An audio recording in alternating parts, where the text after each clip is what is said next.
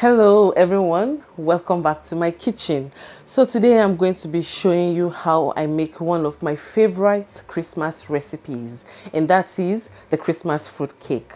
This recipe is very easy to put together, and in this recipe you are not going to end up with a dry cake. I promise you that. The cake is going to be really nice and moist. So let's go ahead and put everything together.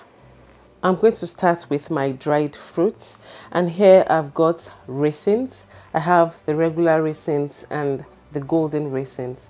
However, you can use either of the raisins. It will work just fine. Here I've got my dried cranberries. Here is my dried cherries. I've got apricots here, dates, and dried pineapple. Some of my fruits are quite big, so I'm just going to throw that inside the food processor and chop them up a little bit. You don't want the big chunks of fruits inside your cake. So I'm going to be processing my dates, apricots, and pineapple.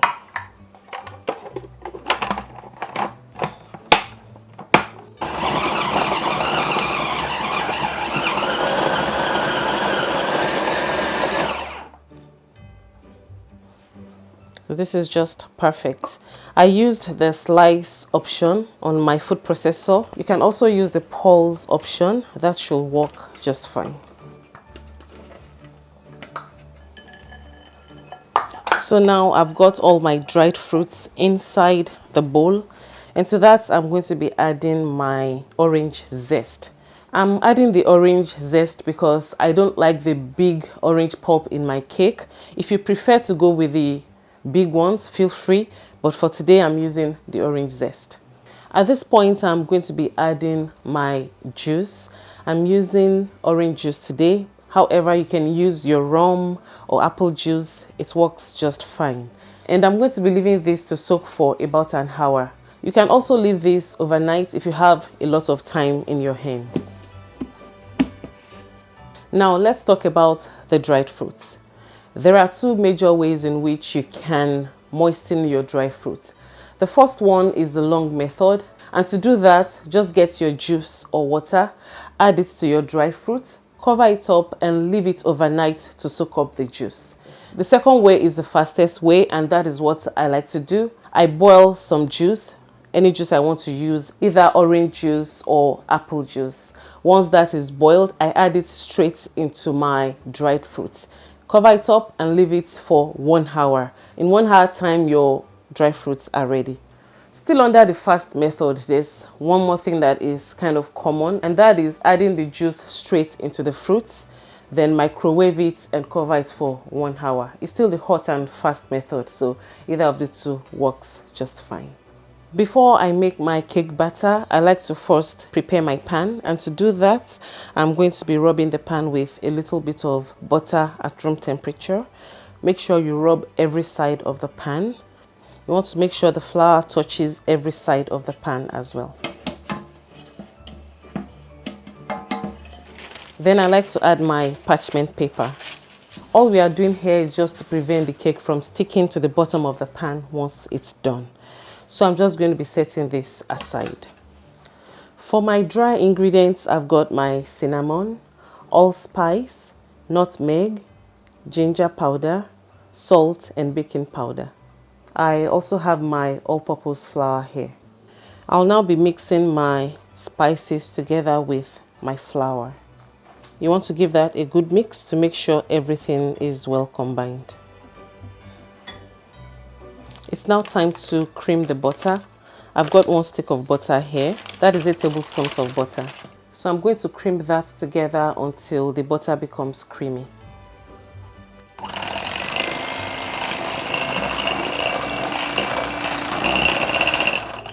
All right. So to that, I'm going to be adding my brown sugar.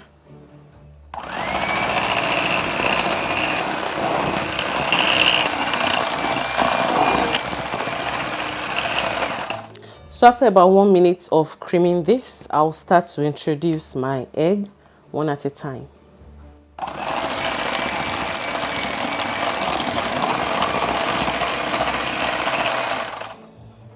You want to be sure to scrape down the sides of your bowl so that everything can be well incorporated.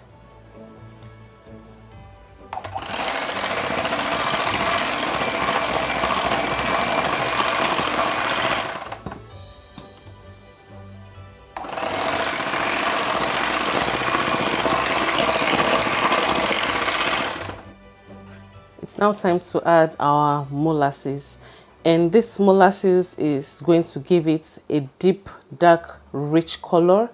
It's also going to add to its flavor.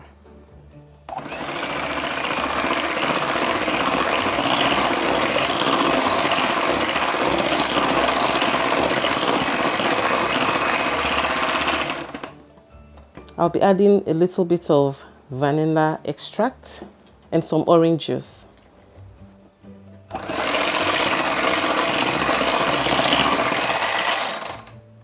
Alright, so now our mixture is nice and looking good. It's now time to add the flour. So you want to gently fold in the flour until everything is well incorporated inside the liquid.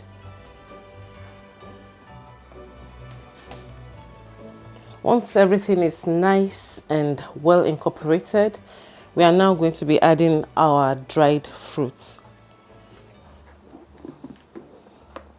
So here is our dried fruits.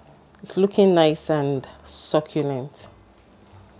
I'll now be adding this inside my prepared batter.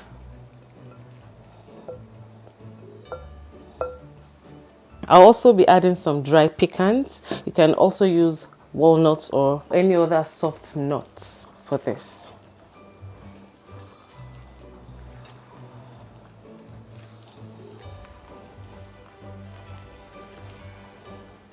All right, so this is looking really good, and seriously, it smells really nice in here. All right, so we are all done mixing our batter. It's now time to pour everything inside our baking pan.